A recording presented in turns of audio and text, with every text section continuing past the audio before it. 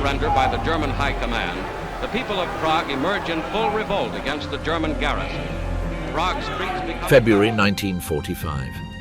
The Soviet army was already on the banks of the Oder, less than 100 kilometers from the capital of the Reich. The Great Vistula-Oder offensive, launched in January, had swept away the German defenses in Poland within a matter of weeks. The line that for years had been presented as an impassable wall turned into a map of scattered units, without fuel and with overwhelmed commanders. In the east, the troops of Zhukov and Konev advanced with overwhelming numerical and material superiority. Behind them lay cities such as Warsaw and Krakow, liberated after years of occupation. Also exposed was the horror of the concentration camps abandoned in haste by the SS. At the end of January, the camp of Auschwitz was discovered by the Red Army, with warehouses full of the belongings of the victims and a few thousand survivors in extreme conditions. For the Nazi elites, that combination of military defeat and the revelation of mass crime had a clear consequence. The conflict could no longer be won. The question became how long the inevitable could be delayed, and under what conditions the defeat would occur. In internal propaganda, however, people continued to speak of a change of fortune and of miracle weapons. The gap between the reality of the front and the official discourse opened as never before. While columns of refugees and defeated soldiers filled the roads of the east, the main Allied powers met in Crimea. In Yalta, Joseph Stalin, Franklin D. Roosevelt, and Winston Churchill discussed not only how to finish the campaign against Germany, but also how to organize the map of Europe after the surrender. There it was reaffirmed that the only acceptable outcome would be unconditional capitulation. It was agreed to divide Germany into zones of occupation and place it under joint control. There was also discussion of reparations, borders, and the need to judge those responsible for the crimes of the regime. The Allied powers were no longer debating whether Germany would fall, but how to manage its fall. Inside the Reich, the picture was different. In Berlin, Adolf Hitler received increasingly alarming reports, yet he continued to issue orders as if it was still possible to launch decisive counter-offensives. The defeat of the Ardennes offensive on the Western Front had consumed reserves that could no longer be replaced. The human losses of 1944 had emptied the divisions. The loss of the Romanian oil fields and the Allied bombings of synthetic fuel plants had devoured the stocks of gasoline and kerosene. The planners of the High Command knew that many units existed only on paper. There were not enough tanks, not enough trucks, not enough heavy artillery. And above all, there was a shortage of experienced soldiers. Officers received orders to hold extensive lines with remnants of mixed companies and battalions formed by convalescents, service personnel, and recruits trained in great haste. Communications became increasingly chaotic. Many orders arrived late, or simply could not be carried out. Faced with that reality, the regime reinforced one of its last bets, the Volkssturm.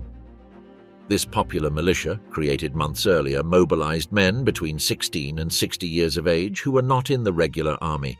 Teachers, clerks, workers, veterans of the First World War, and high school students received armbands, old rifles, and some anti-tank weapons. In theory, they were supposed to contain the enemy advance in towns and cities. In practice, many of these units lacked training, radios, and experienced commanders. Propaganda presented the Volkssturm as an expression of national will. Posters and radio broadcasts spoke of the last uprising of the people to defend the homeland. Joseph Goebbels filled his speeches with calls for total sacrifice and with images of destruction committed by the enemy to encourage fear of surrender. But in many families, the official slogan clashed with the panic of the war arriving at their doorstep.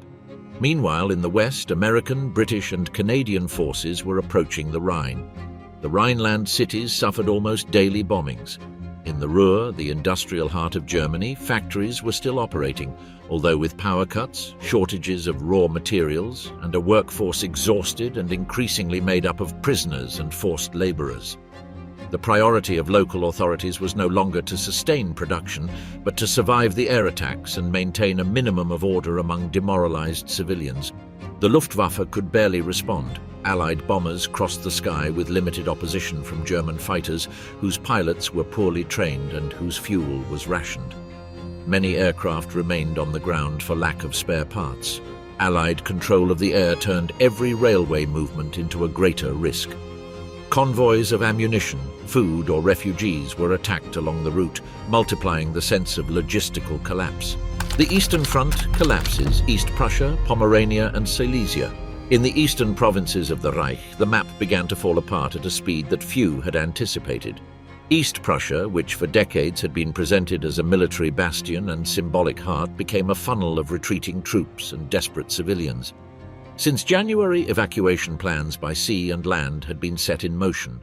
In practice, those plans blended with a massive and chaotic exodus toward the west, with millions of people on the move in the middle of winter. The regime had delayed authorizing the departure of the population. In East Prussia, the powerful Gauleiter Erich Koch had prohibited all civilian evacuation for weeks. Anyone who tried to flee without permission could be accused of defeatism. When the seriousness of the situation was finally admitted, it was already too late. The roads were saturated, the railways disorganized, and many towns came under Soviet fire, with much of their population still at home. The Soviet offensive in East Prussia encircled Königsberg at the end of January. Tens of thousands of soldiers and civilians were trapped in a city declared a fortress. Local authorities tried to maintain discipline and promise reinforcements. In reality, the encirclement tightened every day. The last escape corridor was the strip of land connecting the region with the port of Pillau, which became a survival route through which columns of carts, sleds, horses, and pedestrians moved toward the docks. From there, a gigantic maritime evacuation operation in the Baltic was sustained. Warships, requisitioned transports, converted ocean liners, and all kinds of vessels began to cross between East Prussia and safer ports in Germany and Denmark. The operation received the codename Hannibal. Over 15 weeks, it transported hundreds of thousands of soldiers and nearly 1 million civilians westward in one of the largest sea movements of the entire war. In the midst of that retreat, the sea also became the scene of catastrophes. On January 30th, the ship Wilhelm Gustloff, loaded mainly with refugees, Kriegsmarine personnel, and wounded, was torpedoed by a Soviet submarine and sank in less than an hour. Thousands of people died, a figure that far exceeds any other naval disaster of the war. The news spread through the ports and along the evacuation roads, reinforcing the feeling that not even the sea offered safety. Meanwhile, farther south, Silesia experienced its own version of collapse. The Soviet advance pushed the authorities to declare several cities as fortresses. Breslau was one of the most important. On February 13th, it was officially encircled. A siege began that would last until the final days of the war in Europe. Inside the city, the garrison and the Volkssturm units received orders to resist without considering capitulation, despite the lack of food, medicine, and fuel. In the surrounding areas, the civilian population tried to escape before the front closed in. Entire families, often composed only of women, elderly people, and children, carried suitcases, improvised carts, and a few animals. The routes toward the west were crowded with columns moving slowly under freezing temperatures and frequent air attacks. The fear of being trapped in a besieged city or suffering reprisals from the advancing troops weighed as heavily as the fear of bombs. Pomerania to the north experienced a similar process. Soviet forces launched a specific offensive to clear the region and secure their flank before moving against Berlin. The operation turned coastal villages, forests, and small ports into scenes of fragmented combat. Broken German units tried to force their way through to reach embarkation points. In many towns, the Volkssturm was pushed into the front line, with predictable results against veteran troops supported by tanks and artillery. In the villages of East Prussia and Pomerania, the arrival of war in the streets changed life within hours. Those who could not flee suddenly found themselves in the middle of artillery duels, fires, and looting. The regime had insisted for years on the need to resist until the end. Now those messages clashed with scenes in which lower-ranking commanders decided to surrender to avoid total destruction, while others continued to demand house-to-house fighting. Discipline was beginning to break down. The High Command tried to give an appearance of control by creating new structures on the map. Army Group Vistula was supposed to stop the Soviets on the Oder line and preserve access to the main Baltic ports. In practice, it had incomplete divisions, newly appointed commanders, and a railway infrastructure under constant attack. The names of the units remained, but the regiments had lost much of their veteran strength and operated with hastily recruited conscripts and remnants of other formations. During those weeks, the news arriving from the east also began to weigh on other regions of the Reich. Refugee accounts of fighting, looting, and rapes spread quickly. For many Germans in the west and the center, the message was clear. If the war continued, that fate would sooner or later reach their own cities. The contrast between official propaganda and the constant flow of uprooted families became increasingly evident. The collapse in the west, the Rhine, the Ruhr, and the industrial heart of Germany. In the west, the map was also beginning to tilt irreversibly. By the end of February 1945, Allied armies had reached the Rhine along almost its entire length, from Switzerland to the border with the Netherlands. German defences along the Siegfried Line had been opened one after another. The Ardennes offensive, which was meant to halt and divide the Allies, had consumed the last mobile reserves without achieving that objective. The result was a stretched front, full of gaps, held by exhausted units and with hardly any reserves behind them. The major cities on the western bank of the Rhine were already smoking ruins. Systematic bombing had struck Cologne, Düsseldorf, Krefeld, and many others. The bridges over the river were considered vital points. The order was clear. If the enemy approached, they had to be blown up. The German command trusted that the Rhine would serve as a natural barrier. That hope collapsed on March 7, 1945, at a place little known outside military circles, Remagen. There, units of the US 9th Armored Division reached the Ludendorff railway bridge and found it still standing. The Germans had placed demolition charges, but the explosion was only partial. The bridge was damaged, but still usable. The Americans reacted quickly. They sent infantry and armored vehicles across, reinforced the bridgehead, and began expanding it on the other side of the river. Within hours, the Rhine ceased to be an untouchable line. For the German High Command, it was a huge psychological blow. For months, propaganda had presented the Rhine as an impassable frontier.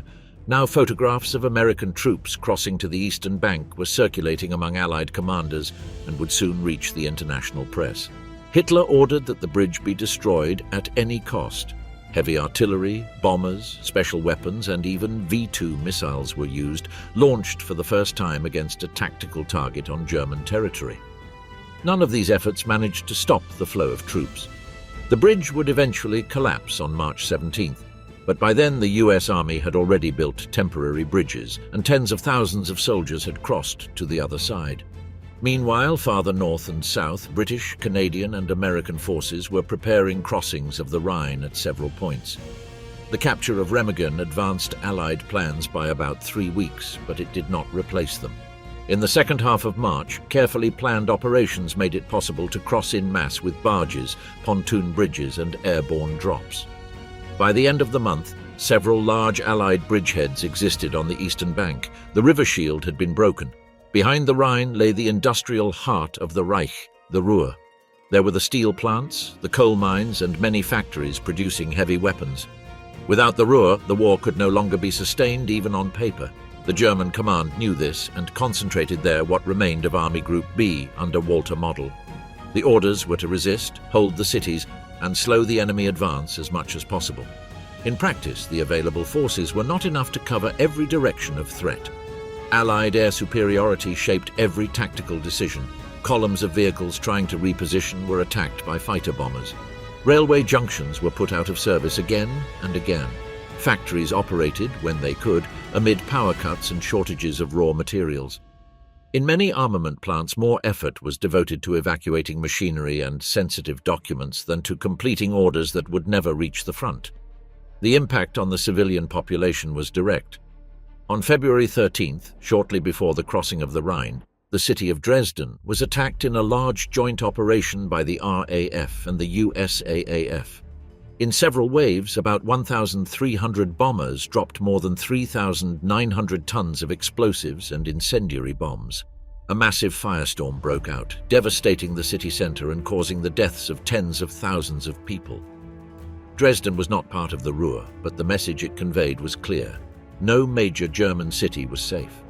The destruction of entire neighborhoods and the images of seas of ruins circulated among refugees, soldiers on leave, and survivors evacuated toward the interior. Each new bombing reinforced the impression that the structure of the Reich was collapsing from within, even in areas where the ground front had not yet arrived. In the Ruhr, the Great Allied Maneuver began at the end of March. From the south, US troops who had crossed at Remagen and other points advanced northward. From the north, British and Canadian forces crossed the Rhine and began moving south. The objective was simple and devastating: to trap Army Group B in a large pocket and destroy it there. As the advances converged, cities such as Essen, Dortmund and Duisburg became trapped inside the encirclement. The fighting inside the Ruhr was hard but uneven. The Allies possessed overwhelming superiority in artillery, air power and logistics. German units fought in isolated sectors without effective coordination. One town might defend itself street by street. Another, just as exposed, would be abandoned almost without a fight when local commanders considered it pointless to sacrifice themselves to delay the inevitable by a few hours. The chain of command began to fragment into purely local decisions driven by immediate survival. For many civilians in the West, the Allied advance brought a mixture of fear and relief. The fear was directed at the bombings and the fighting around the cities. The relief came from the possibility that occupation by American or British troops might mean the end of the daily war. Columns of refugees from the east, with their stories of violence in the zones of Soviet advance, reinforced that perception. Wherever possible, soldiers and local authorities tried to surrender to the Western Allies before the Soviet front pushed farther into the interior. In the upper spheres of the German command, the situation in the West posed a dilemma that would become central in the final weeks. Continuing the fight meant allowing the systematic destruction of cities, the encirclement and mass capture of entire units, and the prolongation of civilian suffering. Stopping it clashed directly with Hitler's orders, which demanded absolute resistance and punished any attempt to negotiate as treason. Between these two poles, some commanders began to act on their own initiative, delaying the execution of orders, slowing demolitions, and seeking discreet contacts with the Allies. By early April, the Ruhr pocket was closed. Inside it were hundreds of thousands of German soldiers and millions of civilians. The industrial heart of the Reich was lost in practical terms, even though the fighting continued for a few more days. At the same time, east of the Rhine, Allied spearheads were spreading toward central Germany, approaching the Elbe, while other columns headed south toward Bavaria. On the strategic map, the West no longer offered a way out. Hitler in the bunker, unreal decisions for a lost war. From mid-January 1945, the regime's command center had literally sunk underground. Adolf Hitler permanently settled in the bunker complex beneath the Reich Chancellery in Berlin. He was accompanied by his immediate entourage, secretaries, officers, medical staff, and security personnel. The place had nearly 30 rooms across 2 levels, including map rooms, bedrooms, a kitchen, a telephone exchange, and its own generators. The humidity was constant, the air heavy, and the vibrations from the bombings were felt daily. During the first weeks, Hitler still went up to the Chancellery for some meetings. He received generals in his spacious office, listened to reports, and then went back down to the shelter to spend the night. As military pressure grew, he began to go out less and less. He ended up confining himself almost entirely to the deepest level of the bunker. There he held situation meetings that lasted until dawn, while the maps on the table showed a front shrinking day by day. In this enclosed space, a progressive disconnection developed between the real war and the war imagined on the maps. Reports from units at the front arrived late or were incomplete. Hitler reacted with orders assuming non-existent divisions, impossible counterattacks or troop movements of units that had already been destroyed or were retreating west to surrender to the Allies. The generals present tried to explain the situation. Often they were met with a mixture of reproaches, shouting, and accusations of cowardice. By late February and March, tensions with the High Command reached the limit. Heinz Guderian, one of the last commanders with prestige from the early years of the war, insisted on the need for orderly withdrawals, concentrating forces and abandoning the idea of resisting everywhere. His proposals clashed with Hitler's stubbornness. After a series of frontal clashes, Guderian was removed as Chief of Staff in March and replaced by Hans Krebs, who was politically more docile and less willing to argue the orders. In parallel, Hitler issued an order that reflected his mental state. On March 19th, he signed the so-called Nero Decree.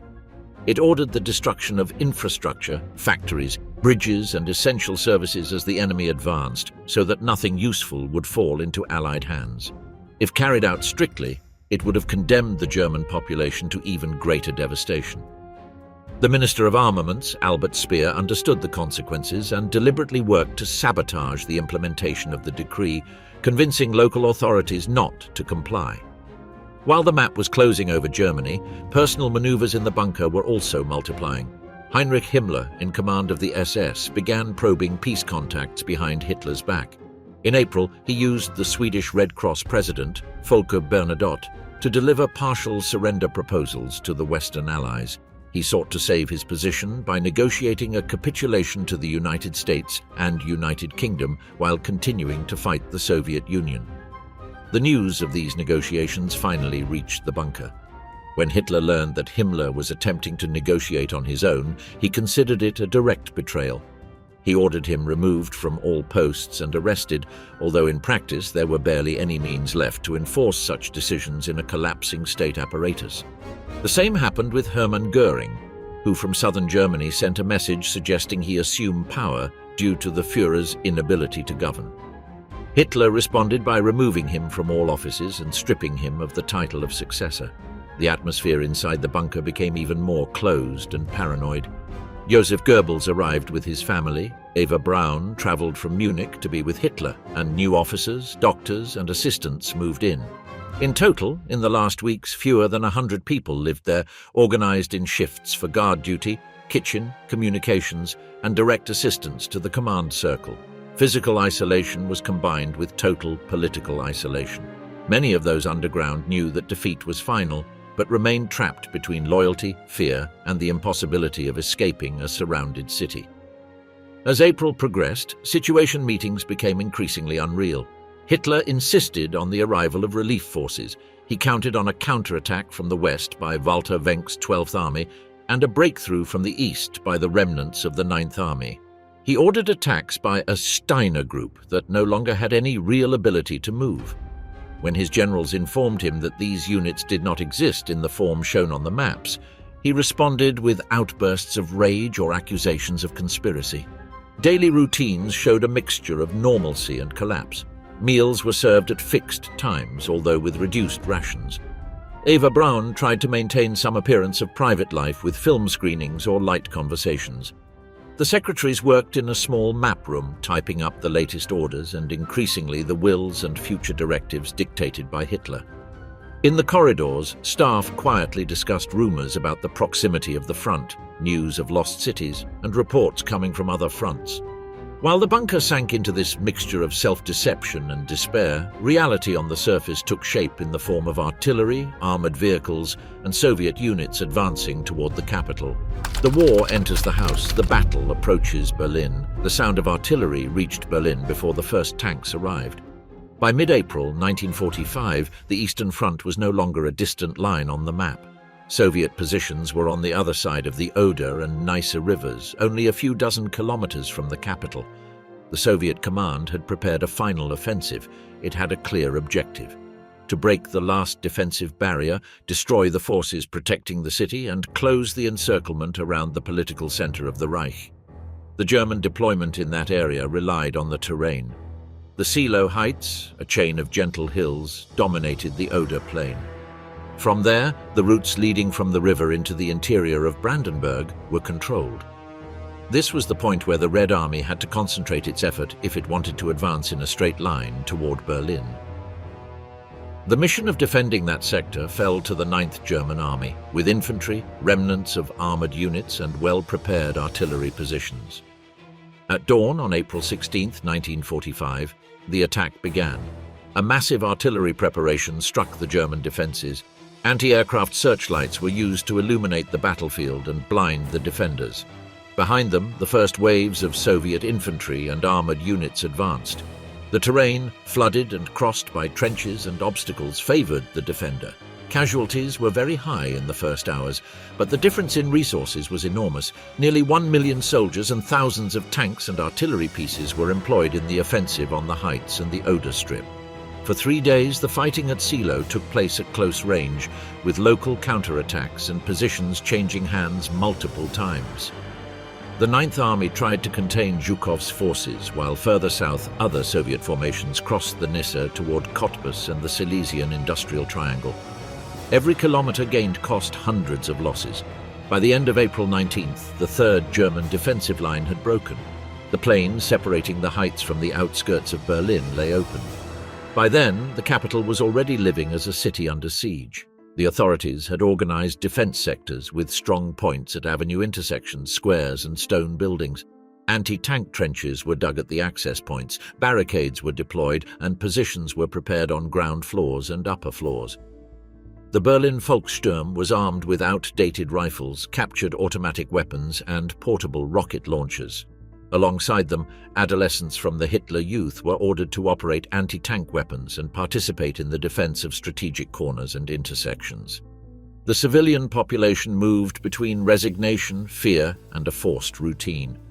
Many children and some women had been evacuated months earlier, but hundreds of thousands of people remained in the city. Some took refuge in subway stations and air raid shelters during the bombings. Others tried to continue working in basic services, hospitals, and local administration. Long-distance trains operated irregularly. The last crowded departures to the west were filled with officials, wounded people, and family members who could still find a ticket or space in a freight car. The moral siege was also tightening from another direction. From March and April, news about the liberation of concentration camps by the Western Allies began to circulate. In central Germany, US troops advanced toward the Elbe.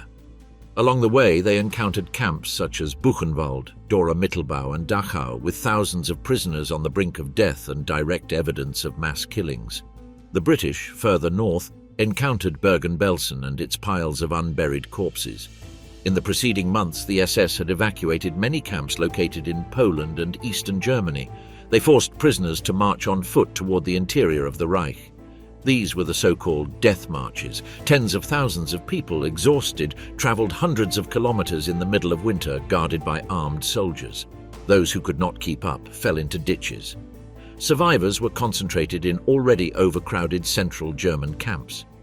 When the Allied troops arrived at these locations in April, they found overcrowded barracks, epidemics, and warehouses filled with confiscated items. They organized field hospitals and forced local villagers to witness the interior of the camps. The images presented by these scenes were in complete contrast to the official narrative that for years had portrayed the camps as mere work or re-education centers. It was a brutal display of what the regime's policies meant. In Berlin, these facts filtered through rumors, clandestine foreign broadcasts, and soldiers on leave. The Ministry of Propaganda responded by accusing enemies of lying and justifying evacuations as security measures. But for any observer, the combination of military defeat, refugee exodus, and news of liberated camps painted a final outcome with no room for maneuver. The war no longer threatened only the territorial integrity of the country. It exposed the core of the system that had governed it. The Battle of Berlin, street-by-street combat. When the Soviet vanguards entered the suburbs, the war changed scale. It was no longer a front with lines drawn on a map. It became a mosaic of blocks, street intersections, and isolated buildings. On April 20th, Hitler's birthday, the artillery of the First Belarusian Front began bombarding central Berlin. The fire did not stop until the surrender. The city became a continuous battlefield. Soviet forces advanced from several axes. From the east and northeast, units that had broken through at Silo entered the working-class neighborhoods. From the southeast and south, tanks and infantry made their way through canals, railways, and industrial zones. The objective was clear: to encircle the center in an increasingly tight ring, divide the defenders, and prevent them from organizing coherent lines of resistance. The defense was maintained by a mix of remnants of regular divisions, SS units, police, Volkssturm, and Hitler Youth battalions. Many of the latter were boys aged 15 to 17, armed with rifles and portable rocket launchers. They were deployed at strategic intersections, tram nodes, and next to public buildings. Commanders promised that every tank stopped on a street would gain hours for the city. The reality was that these positions lasted little against direct artillery and coordinated attacks. Street-by-street fighting followed a harsh and repetitive pattern. First, artillery destroyed the facades. Then, tanks advanced along the avenues, firing at windows, doorways, and basements. Behind them, assault groups entered with automatic rifles and grenade launchers. If they encountered resistance in a building, they did not attempt to take it floor by floor. They called in field pieces to fire point blank at the facade or used flamethrowers. Within a few hours, many blocks were reduced to brick skeletons. The defenders improvised tactics to compensate for material inferiority. They dug passages between adjacent basements to move without exposing themselves to direct fire. They used subway connections and service tunnels as link routes. They placed anti-tank weapons in inner courtyards from which they could fire at the flanks of vehicles advancing along the streets. At some intersections, they buried damaged tanks and used them as fixed gun nests. These were temporary solutions. Every position revealed by fire was marked and destroyed with a concentration of heavy weapons. For the civilian population, the city ceased to have a recognizable structure. Usual routes were blocked by rubble, craters, and burning vehicles. Running water failed in many neighborhoods. Electricity was interrupted for hours or disappeared completely. Anyone going out for food or water risked being trapped between two fires or hit by random bombings. In some places, improvised wells were dug. In others, water from canals or ponds was boiled, with a risk of disease. Metro stations became overcrowded shelters. Entire families settled on the platforms with blankets, mattresses, and a few belongings. Trains ran sporadically or had stopped operating, but the tunnels offered relative protection against artillery and bombs. Lack of ventilation and crowding caused health problems. Fear that the tunnels might flood or be sealed by collapses added another layer of anxiety. On the surface, the Soviet command tried to accelerate the advance toward political objectives. One was the government district, with the Chancellery, the Air Ministry, and other key buildings. The other was the Reichstag, symbol of state power. Units assigned to take the Reichstag had to make their way through a labyrinth of canals, parks, and administrative buildings. Every bridge was defended with automatic weapons and anti-aircraft guns used in an anti-tank role. On April 29th and 30th, the fighting around the Reichstag reached its peak. Soviet troops crossed the Moltke Bridge under concentrated fire. They were forced to clear building by building in the adjacent blocks, including the Interior Ministry. The initial lack of supporting artillery on the western bank delayed the advance. When engineers managed to repair the bridges sufficiently, guns were moved that began directly striking German positions. The parliamentary building, already damaged by years of war, became a shell full of dust, smoke, and crossfire. Within the central perimeter, the number of German fighters decreased. Many had died, were wounded, or had been captured in small groups. The rest concentrated in an ever smaller area around the Chancellery and the Wilhelmstrasse ministerial buildings. It is estimated that in those final days, about 10,000 soldiers remained in the urban center, surrounded by Soviet forces attacking from all directions. The formal chain of command practically ceased to function. General Helmuth Weidling, responsible for the city's defense, maintained a command post that changed location to avoid direct fire. He issued orders to reorganize lines and conduct limited counterattacks. But between his map table and the streets, information became fragmented.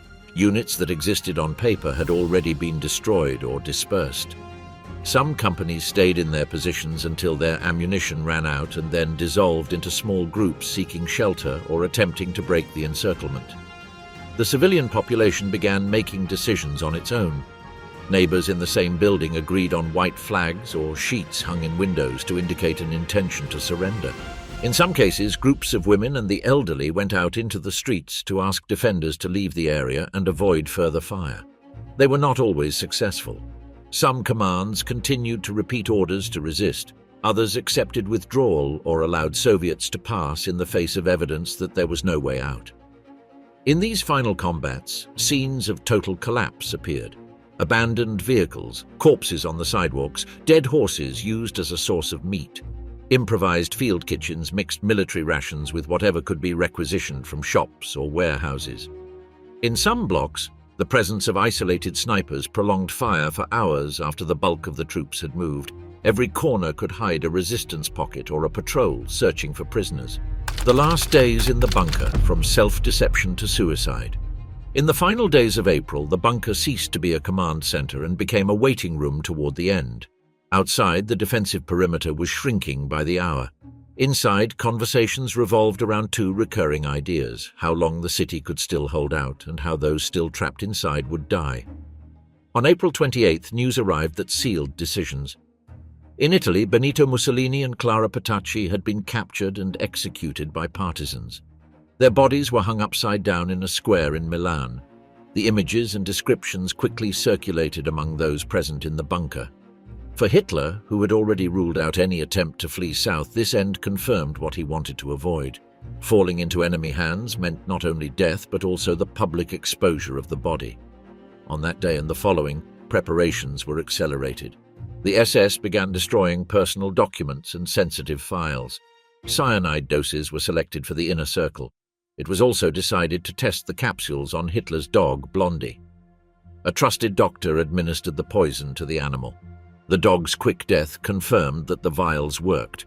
This scene was remembered by many witnesses as the moment when the idea of suicide ceased to be a distant possibility and became a concrete plan. In the early hours of April 29th, while artillery continued pounding the surface, Hitler and Eva Braun were married in a small room in the bunker. The ceremony was brief. A party official and a few witnesses were present. Afterwards, there was a simple breakfast without celebration. In parallel, Hitler dictated 2 documents summarizing his final vision: a private will in which he arranged personal matters, and a political testament in which he named his successors and distributed positions. In that testament, he appointed Karl Dönitz as President of the Reich and Supreme Commander of the Armed Forces. Joseph Goebbels was named head of government, although in practice his authority would be limited to a few hours. Goering and Himmler were removed from all their positions, accused of treason. Dönitz was then in northern Germany, in the Plön region, receiving fragmented news about the state of the war. When he learned of his new position, he understood that he was inheriting a militarily defeated and territorially fractured country. During April 29th, Hitler walked through the rooms of the bunker, saying goodbye to members of his staff. To some he shook hands, to others he spoke a few words of thanks. Several witnesses recalled an aging man with stiff movements but still concerned with military details. He asked about units that no longer existed on the ground. He continued to wait for news from Wenck, Steiner, or any force that could relieve pressure on central Berlin. That news did not come. April 30th dawned with the encirclement nearly at the government district. The sound of artillery fire was very close. At noon, Hitler ate with his small circle. He had made the final decision. Shortly after 3 in the afternoon, he retired to his office with Eva Braun. The rest of the staff remained in the hallway and nearby rooms. A gunshot was heard. When the assistants entered, they found Hitler dead, with a gunshot to the head, and Eva Braun lifeless from poisoning. Following prior instructions, the bodies were wrapped in blankets, moved to the Chancellery Garden, and doused with gasoline. A small group of helpers and guards set them on fire while the bombing continued. There was no formal ceremony, only the urgency to reduce the remains to ashes to prevent the enemy from displaying them. The flames were partially extinguished among debris and craters. Later, Soviet troops would locate the site and recover fragments for analysis. Inside the bunker, the leadership void was immediate. Goebbels effectively assumed political control in the besieged city. He gathered the staff, confirmed Hitler's death, and spoke about continuing to resist. However, the military situation offered few options. Ammunition was running out, water was scarce. The defensive perimeter had been reduced to a few blocks. Within hours, the new head of government realized he had no real ability to influence the course of the battle. On the afternoon of April 30th and the morning of May 1st, multiple attempts were made to break the encirclement. Groups of soldiers, officials, and bunker staff were permitted to try to escape westward. They organized into small columns with lightly armored vehicles or on foot, trying to exploit the darkness and chaos. Most encountered Soviet positions just a few streets away. Some died within minutes. Others were captured in yards, basements, or street intersections. Very few managed to cross the lines and reach areas where organized units were still fighting. On the surface, Goebbels and his wife Magda made their own decision. On the night of April 30th to May 1st, Magda attended to their 6 children in the bunker rooms. She first sedated them with morphine. Then she administered cyanide capsules. The children died in their beds. This was one of the most extreme and widely discussed acts of the regime's final days. The next day, Goebbels and Magda went to the surface, positioned themselves near a side entrance, and committed suicide. Their bodies were doused with fuel and set on fire, though with less care than Hitler and Eva Braun. Meanwhile, in the north, Dönitz tried to act as head of a state that no longer controlled its capital. The official radio announced that Hitler had fallen fighting. Suicide was not mentioned. Dönitz was presented as the new president who would continue the fight against Bolshevism. In reality, his priority was different: to facilitate the surrender of as many troops and civilians as possible to the Western Allies, and to delay capitulation to the Soviet Union as long as possible. In Berlin, the deaths of Hitler and Goebbels did not immediately change the surface situation. Fighting continued on May 1st and 2nd. However, local command began to assess the usefulness of continuing resistance. General Weidling negotiated with the Soviets the surrender terms for the garrison. On May 2nd, a ceasefire in the city was ordered. Many units laid down their arms. Others continued to fight for a few more hours due to confusion or fanatic commanders. By the end of the day, organized combat in Berlin had ended. Underground, the bunker remained as an empty shell. The few remaining sought ways to flee or surrendered to Soviet forces when they occupied the complex. The rooms that had been the scene of crucial decisions appeared filled with burned papers, overturned furniture, and remnants of daily life from the final days. The war in Europe was not yet over, but the command structure that had directed the conflict since 1939 had disintegrated in those narrow rooms within a matter of hours. Partial surrenders and the struggle for an exit to the west. After the fall of Berlin, the war in Europe did not end immediately. It changed form. The political center had been destroyed. The fighting shifted to improvised offices in the north and to fronts that remained active in Italy, northern Germany, Denmark, Norway, Czechoslovakia, and the Baltic. There, the new head of state, Karl Dönitz, played his final card. His objective was no longer to win, but to manage the defeat. He tried to direct it toward the Western Allies and keep it as far away from the Soviet Union as possible. Dönitz established his headquarters in Plön and then in Flensburg, near the Danish border. From there, he formed the so-called Flensburg government. He had ministers, cabinet meetings, and official communiques. In practice, it was a government commanding a disintegrating territory and armed forces without strategic maneuvering capability. Yet it had something important.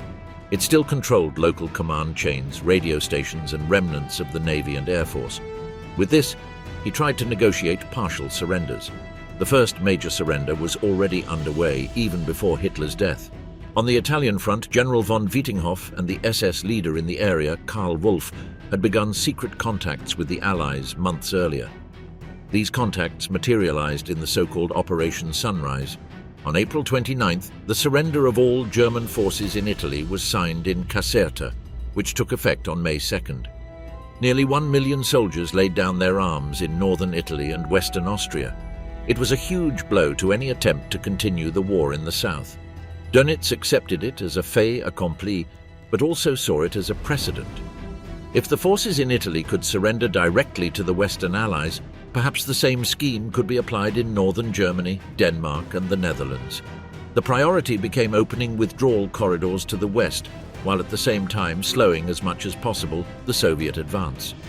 In his orders to the High Command, he emphasized two messages: resist in the east, surrender, or withdraw to the Western Allies in the west. This plan collided with a timing problem. Allied offensives were underway. In northern Germany, Marshal Bernhard Montgomery advanced from the Rhine toward the Elbe and the Baltic. On May 4th, German representatives signed a surrender at Lüneburg Heath before Montgomery. It covered the German forces in northwestern Germany, the Netherlands, and Denmark. For hundreds of thousands of soldiers, that signature meant the immediate end of fighting and the beginning of captivity under British control. For Dönitz, it was another step in the strategy of emptying the Western front of troops before the Soviets could arrive. In parallel, evacuation by sea continued. From Baltic ports, Kriegsmarine ships and civilian vessels transported soldiers and refugees from East Prussia, Pomerania, and the Baltic to Schleswig-Holstein, Denmark, and Norway. Operation Hannibal continued until the final days, with overcrowded ships arriving at ports where no solid state structure remained. Each arrival added pressure on local authorities who were unable to feed or house so many newcomers. In central Germany, the situation was different. There, American and British armies advanced toward the Elbe, but there was a prior agreement with the Soviets on the contact line. Eisenhower did not intend to take Berlin or push further east. Once the forces reached the Elbe, they were to consolidate their position and stop. This meant that thousands of German soldiers were desperately trying to cross the river to surrender to the Western Allies before the Soviets closed the passage. Entire columns marched toward bridges and fords, raising white flags or improvising surrender signals. Many succeeded. Others were intercepted by Soviet units advancing from the east. While these partial surrenders were taking place on the ground, Dönitz tried to negotiate the general framework. He sent his representative, Admiral Hans-Georg von Friedeberg, to Eisenhower's headquarters in Reims. His initial idea was to arrange a limited surrender on the Western Front, leaving out the Eastern Front, hoping to continue fighting against the Soviet Union, and that the Western Allies would accept a kind of implicit alliance. Eisenhower rejected this possibility. He made it clear that he would only accept a total, simultaneous, unconditional surrender on all fronts. Faced with refusal, Dönitz sent General Alfred Jodl to Reims. He attempted to gain time, citing communication difficulties with units still fighting in the east. Eisenhower responded with an ultimatum. If the surrender did not include all forces, from May 8th, the Allied lines would close to Germans wishing to surrender and systematic bombing would resume. The message reached Flensburg. Dönitz realized that the maneuver to separate fronts was no longer viable. He authorized Jodl to sign the unconditional surrender. In the early hours of May 7, 1945, in a school in Reims serving as Eisenhower's headquarters, the first instrument of surrender was signed. Jodl signed on behalf of the German High Command. Beside him were US, British, French, and Soviet representatives. The document stipulated the cessation of hostilities on all fronts from 23:01 on May 8, Central European Time.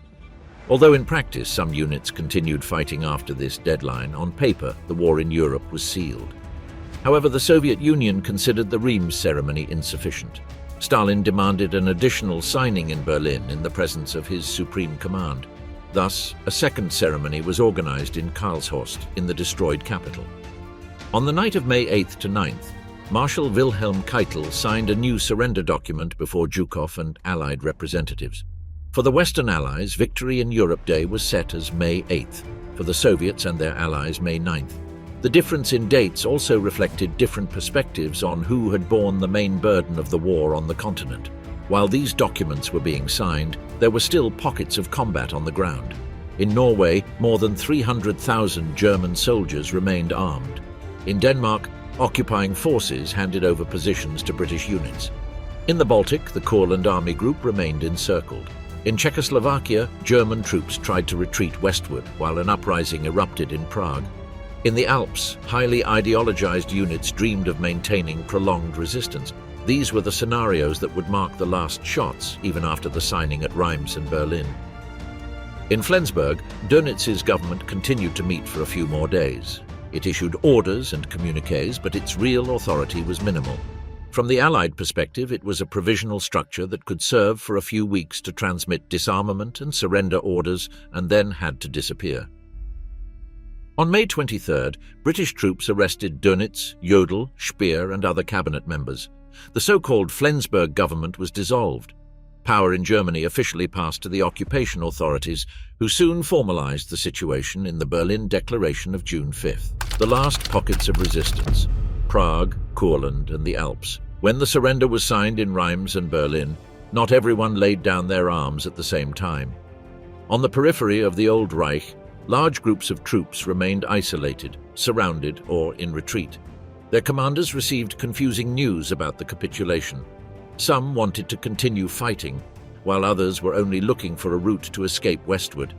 It was in these scenarios that the final days of fighting in Europe were concentrated. In the Baltic, the so-called Courland Army Group had been surrounded for months. Since the autumn of 1944, dozens of German divisions and Latvian units had been trapped on the Courland Peninsula in present-day Latvia. Soviet offensives had cut off their land connection with the rest of the front. Since then, they resisted in a narrow strip of territory, relying on Baltic ports and receiving supplies by sea whenever possible. It had become an almost static front, with periodic Soviet offensives and local German counterattacks. The German command never fully evacuated these forces. They feared that a withdrawal would suddenly empty the Baltic front and facilitate Soviet naval operations. They also relied on these ports to keep the evacuation of refugees open. In practice, this meant that when the general capitulation arrived, the remnants of about 27 divisions were still there. On May 8, 1945, Dönitz ordered his commander in the area to lay down arms. Due to communication problems, the order arrived late.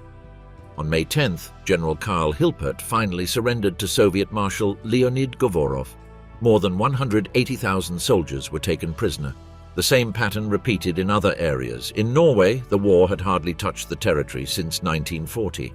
However, by the end of the conflict, about 350,000 German soldiers were still there, organized in the 20th Mountain Army. They controlled ports, airfields, and naval bases. When the surrender was announced, there was concern they might refuse to give up and turn the country into a late resistance stronghold. The Allied operation was named Doomsday. In May, British airborne units and Norwegian forces entered the country to supervise the handing over of weapons and the transition to local control. The capitulation was peaceful. The German troops obeyed Dönitz's orders and disarmed. In Denmark, the situation was similar. German forces surrendered on May 5th. The next day, the news was celebrated in the streets with flags and spontaneous demonstrations. For many citizens, the end of the occupation meant seeing the regime's insignias and symbols disappear within hours from public buildings and vehicles, while underground authorities emerged. In the heart of Europe, the most unstable area was Czechoslovakia. There, German forces tried to retreat westward to surrender to American and British forces. In Prague, the capital, the population had lived for years under repression, executions, and deportations. In early May 1945, with news of the Soviet advance and the fall of Berlin, resistance groups decided to take action. On May 5th, an uprising broke out. Barricades were erected, garrisons attacked, and public buildings occupied. Underground radios called on the population to take up arms. The German response was harsh. Wehrmacht and SS units counterattacked to keep retreat routes to the west open. Intense fighting took place at train stations, avenue intersections, and entire neighborhoods. The resistance expected the rapid arrival of American troops from the west. However, those troops were ordered to stop at a previously agreed line and not advance to Prague. The city was caught between a popular uprising and a garrison still fighting to escape. On the night of May 8th to 9th, an agreement was reached between the resistance and the local German command. German units would be allowed to leave the city westward in exchange for surrendering their weapons. Many columns crossed Prague at dawn, closely followed by Soviet advance units entering the capital. The last battles took place in isolated districts where SS units refused to surrender or had not received the ceasefire order. For the Czech population, these days were a mixture of liberation, violence, and settling scores. Another scenario where prolonged resistance was expected was the Alps. Since 1943, there had been the idea of an Alpine fortress, a national stronghold where the regime would withdraw to continue the war from a difficult-to-conquer mountainous position. The imagined area stretched from southern Bavaria to western Austria and northern Italy. For months, German propaganda promoted this image. Some Allied intelligence reports also took seriously the threat of a strongly fortified core in the Alps. In reality, this plan never materialized as a coherent defense. There were weapons depots, some tunnels and shelters, and dispersed units. There was a lack of solid structure, layered defenses, and logistics to sustain a long front. When US forces advanced into Bavaria and Austria, they encountered resistance in specific towns and isolated valleys, but not a continuous system of fortifications. The myth of the Alpine fortress quickly deflated as entire divisions began surrendering in mountain villages and border passes. In the south, in Austria and northern Italy, some highly ideologized formations continued fighting for a few more days. In Carinthia and Styria, Wehrmacht and SS units moved westward, seeking to surrender to the British. In Tyrol, some commanders still dreamed of a resistance zone around cities such as Innsbruck and Bregenz. The Allies advanced quickly, aware that any delay could cost the lives of civilians and prisoners still under German control. In Norway, Denmark, and the Netherlands, signing the capitulation did not instantly solve all problems. Large quantities of mines remained along coasts and fields. Local collaborators and ESS members tried to hide. Allied occupation authorities had to disarm hundreds of thousands of men, restore civil administration, and simultaneously ensure the population did not take justice into their own hands en masse. In the Baltic and Central Europe, the last battles continued until mid-May. Some isolated units did not receive news of the surrender in time. Others refused to believe it and kept firing until they ran out of ammunition or were surrounded. On the Courland Peninsula, the collection of prisoners extended for days. In Czechoslovakia, some columns of German soldiers were attacked by partisan groups even after the official ceasefire. In total, when the guns fell silent, millions of soldiers were still in uniform across the continent. Some had died in the final days of fighting, mainly in cities near contact lines. Others were taken prisoner en masse in makeshift camps in Germany, Austria, Italy, Norway, and the Baltic. For them, the end of the war marked the beginning of years of captivity, forced labor, and procedures to identify those responsible for war crimes, total surrender, and the first days of the post-war period. When the gunfire ceased in Europe, the silence did not mean immediate peace. May 8th and 9th, 1945, marked the military end of the conflict, but the beginning of another process. The defeated country ceased to exist as a sovereign state. The political apparatus that had directed the war was dissolved by the victorious powers. Germany became an occupied territory administered by the Allies. On June 5, 1945, the supreme commanders of the United States, the United Kingdom, the Soviet Union, and France signed the so-called Berlin Declaration. In it, they proclaimed that they assumed supreme authority over German territory. No German national government was recognized.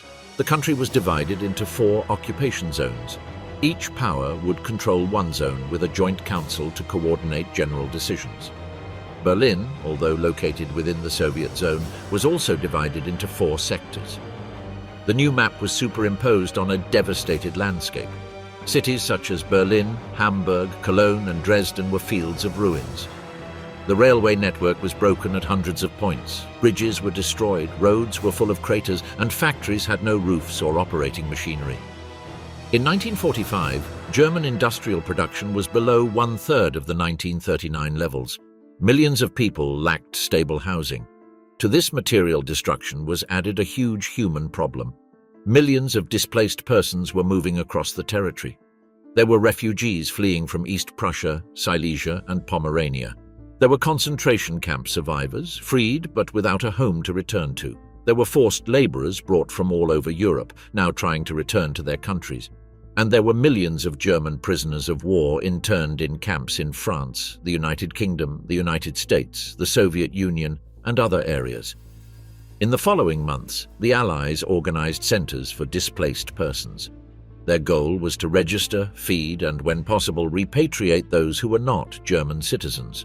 Among them were many Jews who had survived the camp system and did not want to return to their places of origin, where their families had been killed and anti-Semitism was still present.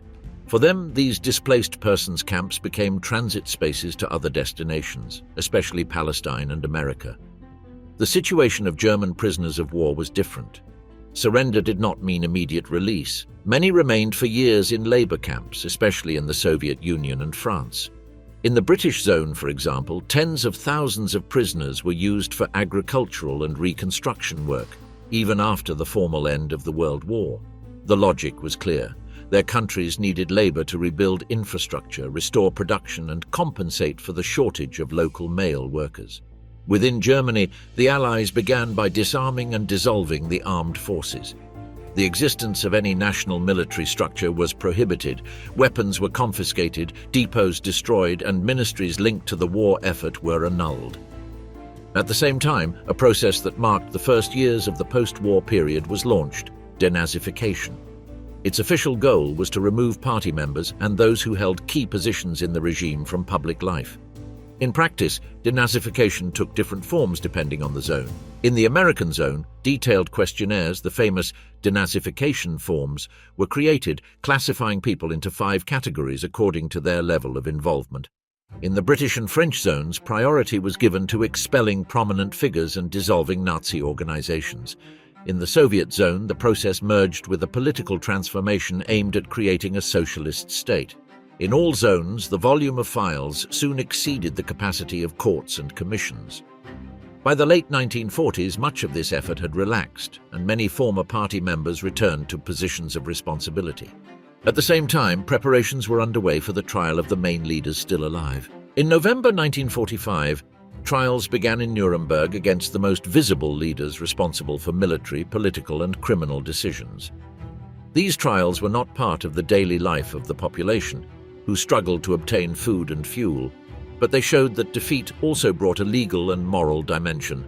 It was not only about rebuilding buildings and factories. It was about giving names and assigning responsibility for decisions that had led to total war and genocide. The first post-war winters were particularly harsh. Rationing remained in place. In many cities, the average diet was below the minimum caloric needs. The black market became a central part of the real economy. Cigarettes, coffee, chocolate, and other products from Allied rations were used as currency. Entire families traveled to the countryside to exchange clothes or furniture for potatoes and flour. Hunger and cold marked the years 1945 and 1946 in large areas of the country. Faced with this crisis, the Allies debated what kind of Germany they wanted to leave behind.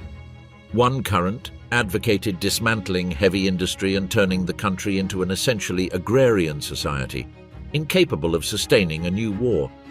Another position insisted that European recovery depended on Germany producing steel, coal, and industrial goods again. Fear of the expansion of Soviet influence and social instability ultimately tipped the balance toward economic reconstruction. In 1945, however, this strategic debate was barely visible on the streets. For most inhabitants of the former Reich, the last 90 days of the war merged with the first months of the post-war period without a clear break. The ruins remained standing. The missing remained unanswered. Millions of people tried to locate relatives, return to their places of origin, or start a new life in another city or country. The war was over on paper. Its effects would remain visible for decades on the political map of Europe, in the memory of survivors, and in the way the world would henceforth view any conflict threatening to become total.